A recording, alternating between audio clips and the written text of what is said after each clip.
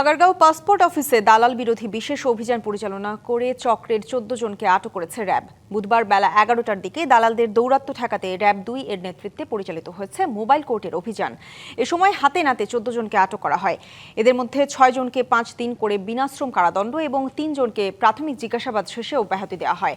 আটকদের বিষয়ে খোঁজখবর নেওয়া হচ্ছে। জনসাধারণকে নিজের তত্ত্বাবধানে পাসপোর্ট ফর্ম পূরণ সহ যে কোনো প্রয়োজনে পাসপোর্ট অফিসের সহায়তা নেওয়ার আহ্বান জানিয়েছেন পাসপোর্ট অধিদপ্তরের উপপরিচালক ইসমাইল হোসেন। দালালদের বিরুদ্ধে নিয়মিত অভিযান পরিচালনা করা হলেও তাদের কার্যক্রম পুরোপুরি নিয়ন্ত্রণে আনা এখনও সম্ভব হয়নি বলে জানায় আইনশৃঙ্খলা বাহিনী।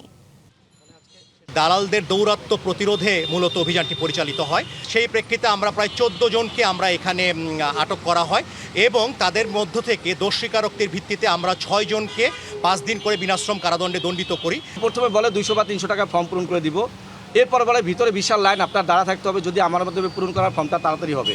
সেই দালালি সাক্ষাৎকার দিয়েছে, যদি উনি আমাকে ৩০০ টাকার বেশি ১০ টাকা দেয়, ২০০ টাকা দেয়, ২০০০ টাকা দেয়, ওইটারই আমার লাভ। কিন্তু উনি যদি পাসপোর্ট অফিসের ভিতরে আসতো তাহলে উনি আমাকে ১ টাকাও দিত না। সিলভার টিপ কন্ট্যাক্টে তৈরি নিরাপদ ও নান্দনিক ক্লিক সুইচ। ক্লিক সুইচ, নির্ভরতা জীবন জুড়ে।